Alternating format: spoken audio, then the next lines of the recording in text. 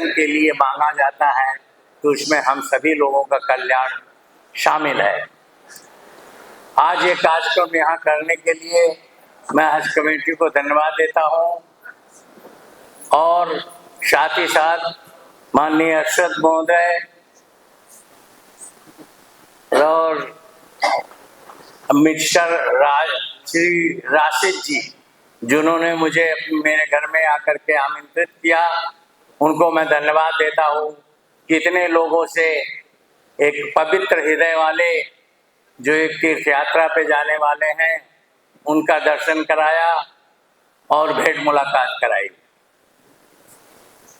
रह गई बात कि अभी आपके सामने तमाम वक्ता लोग हज कैसे करना चाहिए, हज करते समय क्या सावधानी अपनानी चाहिए जिससे किसी को तकलीफ ना हो, किसी को परेशानी ना हो, आराम से आ जाएं और नेपाल का जो सभ्यता है वो और देश के जो हज करने वाले हैं वो देखें। इसके लिए सर सफाई का कैसे वहाँ रहना चाहिए, ये सब बात आपके सामने लोगों ने व्यक्त किया है। रह गई बात यहाँ कि हज कमेटी में जाने वालों के सुविधा के बारे में, जहाँ तक सुविधा सहूलियत के बारे में है उसके बारे में यहाँ चर्चा हुई है, तो अब और भी बहुत सारी सुविधाएं बाकी हैं। जैसे आप लोगों को तबीयत खराब होने पर कम से कम मेडिकल की व्यवस्था सरकार को जिससे भी जिस सोर्स से भी हो अनुरोध करके व्यवस्था करनी चाहिए। हज करने वालों के लिए वहाँ जाकर के तितिर बितिर होकर के रहना पड़ता है। एक हज भवन वहाँ हो जाए तो नेपाल के सारे लोग इकट्ठे ही वहाँ रह करके हज कर अपना हज का कार्यक्रम पूरा कर सके। इन सब चीज़ों के लिए जो कमियां हैं हमको अब पता चलेगा, जितना हो सकेगा मैं संसद में भी बोलूँगा और जगह भी जहाँ अपील करना है वहाँ का करके इसको दिलाने की कोशिश करूँगा। रह गई हमारे देश में आप मुस्लिम भी एक सभ्यता है, एक संस्कार है, ये देश का अंग है। सरकार का काम है, देश का जिम्मेदारी है कि सभी को समान स्तर पर व्यवहार करे। और शक भर हमारे यहाँ मुसलमान लोगों को इज्जत दिया गया है, मुस्लिम आयोग बनाया गया है। लगभग हर पार्टियां अपने समितियों में, सरकार भी जो है वो हर समितियों में लगभग मुस्लिम का प्रतिनिधित्व हो, इस बारे का बहुत अच्छी तरीके से ख्याल करके आप लोगों को उसमें आदर दिया जाता है, सम्मान दिया जाता है और आप लोगों के अंदर जो एक क्षमता है, एक ऊर्जा है, उस ऊर्जा को नेपाल देश के लिए, विकास के लिए सम्मिलित कराया जाता है। ये चीज़ है। इसके बाद भी बहुत सारी चीज़ें रहती हैं, इंसान के बहुत ही आवश्यकताएँ होती हैं, धीरे धीरे वो प्रकट करने के बाद उस पर समाधान होने की प्रक्रिया मिलाई जाती है। आज चाहे चुनाव हो चाहे जहाँ हो, मुस्लिम प्रतिनिधित्व का महत्व दिया जा रहा है। ऐसी व्यवस्था हमारे देश में जो है वो बहुत कम देशों में होगा, तो इसके लिए कोशिश किया जा रहा है। आज की जो सरकार है, ओली साहब की सरकार है, वो मुस्लिम के बारे में काफ़ी कुछ हद तक सोचती है और आप लोगों के मांग को भी वो संबोधन करती जाएगी।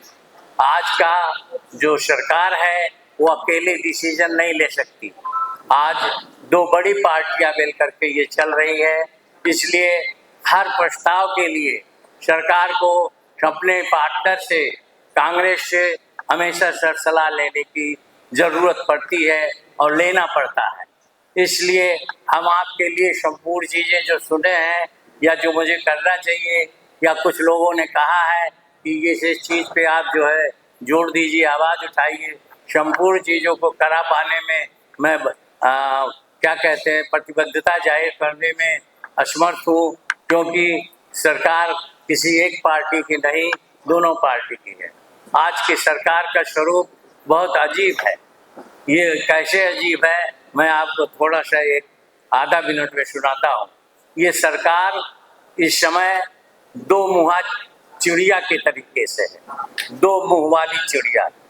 तो दो मुँह वाली चिड़िया है तो वो क्या होता है कि जो ये खाती है वो भी इसी पेट में जाता है, जो ये खाता है वो भी इसी पेट में जाता है। इसलिए अभी कहीं कहीं सुना जाता है, जिले से लेके कानून के केंद्र तक कुछ पार्टियों के लोग इसकी आलोचना करते हैं, इससे असंतुष्टि व्यक्त करते हैं।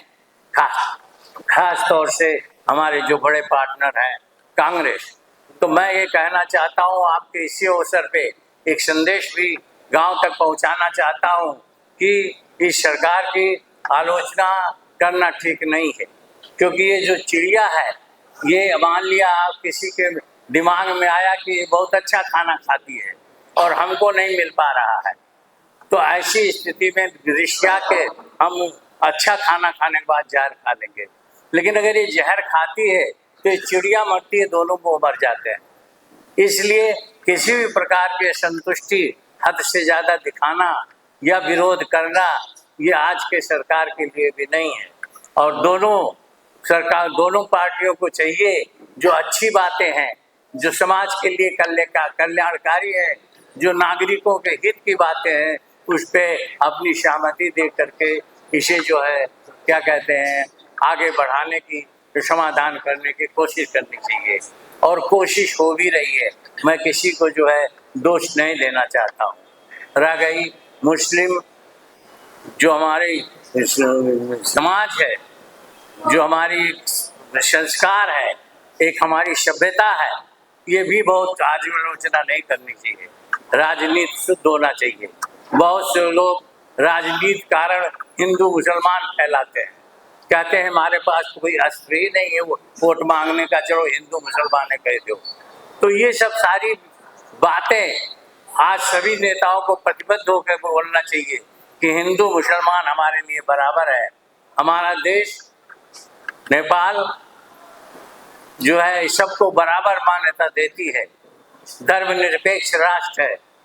ऐसी परंपराओं से जो ऐसी नियम है, जो ऐसी एक क्या कहते हैं एक शब्द बनाई गई है संविधान में, उसका पालन करना चाहिए। हिंदू मुसलमान का करके कोई फायदा उठाने चाहे तो वो सफल भी नहीं होगा और वो गलत है, उसका हम सभी लोगों को खंडन करना चाहिए। और बाकी रही अब मुस्लिम भाइयों का, मेरा हमेशा से सद्भाव रहा है। जब से मैं राजनीति शुरू किया हूँ तब से मेरा सद्भाव इस समाज से रहा है। मैं हमेशा चाहता हूँ ये समाज में क्या कहते हैं अपमानित न हो, इज्जत के साथ रहे और हमेशा किसी प्रकार का कष्ट या दबाव में न पड़े। तो इस तरीके से हम आपसे जहाँ तक रहा हज की जो किताब बनाई है इन्होंने, हमने उसको पढ़ा, सारी बातें उसमें लिखी हुई हैं। हज में जाने वाले हम मित्रों को ये कहना चाहते हैं कि उसको अध्ययन करें और उसके अनुरूप चलें। उसके अनुरूप चलने से आपको भी सुख मिलेगा, आपको भी जो है यात्रा सफल होगी। जिस देश में जाएगा वो भी प्रशंसा करेगा कि नेपाल के लोग यहाँ आते हैं, बड़े सभ्य हैं और बड़े लायकदार हैं, जो यहाँ के नियमों का पालन करते हैं और बड़ी अच्छी तरीके से रहते हैं। और देश के लोग भी जो यहाँ आते हैं, क्या कहते हैं मक्का मदीना में जाते हैं, वो उनकी तुलना में नेपाल के जो मुस्लिम हैं वो ज़्यादा बेहतर तरीके से यहाँ व्यवहार करते हैं, सर सफाई से रहते हैं। इस चीज़ का ज्ञान होना चाहिए। मैंने सुना है कई जगहों पर कि और कोई बहुत से ऐसे देश हैं जहाँ यंग लोग, युवक लोग हज करने जा रहे हैं। लोग जा रहे हैं, कहते हैं ये तो नहीं, युवा अवस्था में ही हज करना चाहिए ताकि वहाँ एक प्रतिबद्धता जाहिर हो, उनका एक संस्कार विकसित हो, एक अच्छे कर्म वहाँ से आकर के यंग एज से ही करना शुरू कर दें। तो ये सब सारी चीज़ें अपनी अपने देश की सबकी परंपराएं हैं। हमारे देश में भी ये चल रहा है। यहाँ भी आया बात गरीब है, गरीब देशों के लिए गरीब देश के गरीब नागरिकों को भी अवसर पाने के लिए अभी हज कमेटी का मैंने प्रशंसा ही सुना है, कहीं कोई शिकायत नहीं सुना है। लेकिन गरीबों के लिए जो सीट मक्का मदीने से आता है उसको गरीब न प्रयोग करके कोई अन्य वर्ग जो है उस पर चला जाता है और गरीबों का हक मारा जाता है। ये परंपराएं भी हटाना पड़ा।